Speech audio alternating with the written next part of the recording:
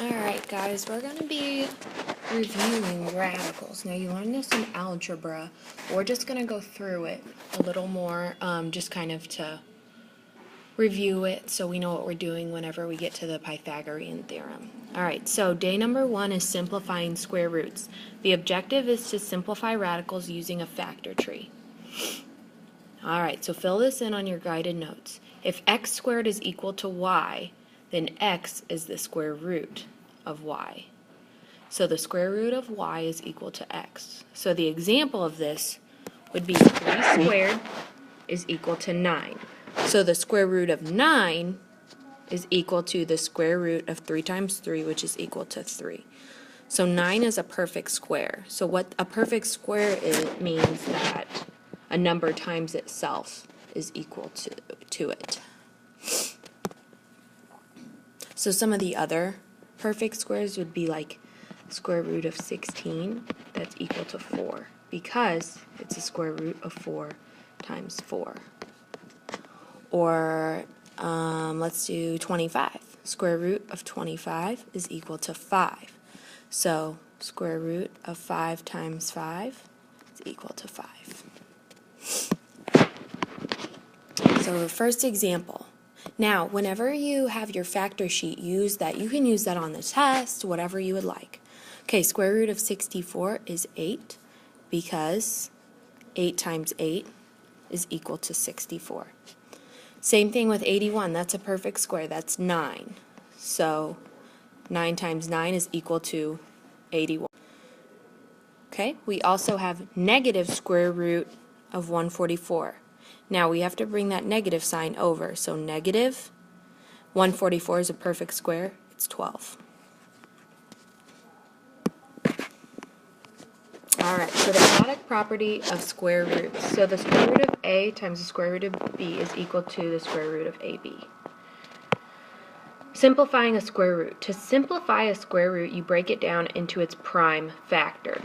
So reducing it to the least prime, to a prime number, basically. You then pair up the factors to break out of radical jail. When they break out, they are stuck together forever and become one number. So what this is saying is, whenever we have a square root of a number, let's say it's 105, what we're going to do is break it down, okay? And we're going to break it down as the least amount possible. Alright, so let's do 15 together. So 15, we got to break it down into some prime numbers. Let's do 3 and 5. Now, neither of these reduce anymore.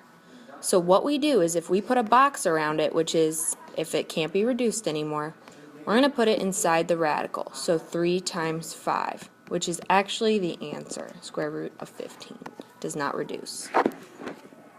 Okay? 45.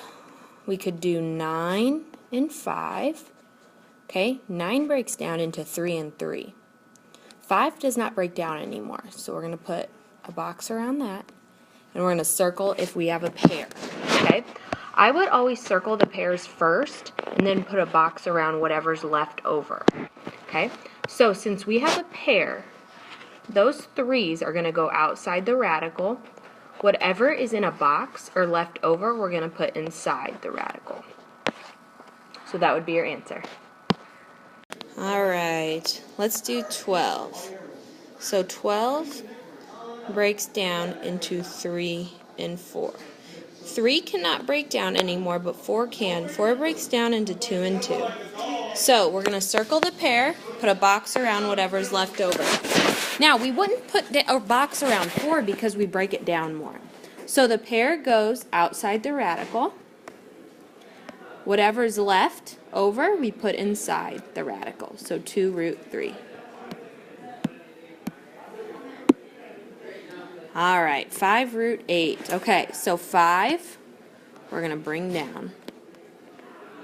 Now 8 can break down into 2 and 4. Okay.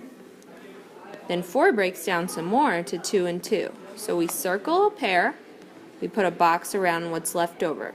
So 5's brought down. Now the pair goes outside the radical, so we're going to have to multiply it by the 5.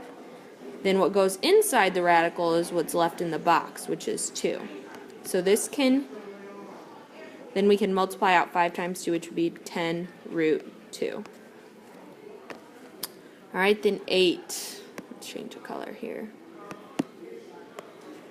Okay, 10, we got to bring down. All right, 125. We can break that into 5 and 25. 25 can break down into 5 and 5. Circle, we have a pair. Put a box around what's left over. Oh, the pair, we multiply the pair by the 10. Okay.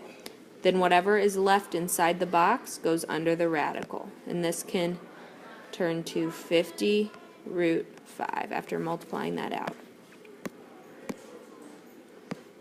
Okay, last one. 2 root 48. Okay, we bring the 2 down. 48. We could break that down into, let's see,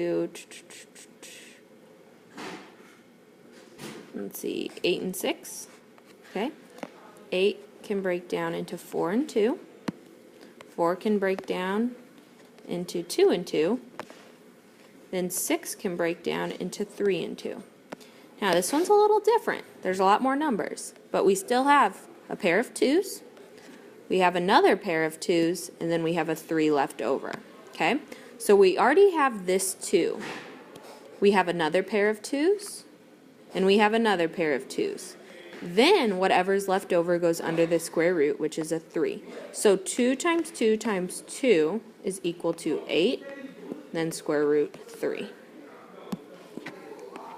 All right, what did we learn today? Today we learned about factoring. Okay.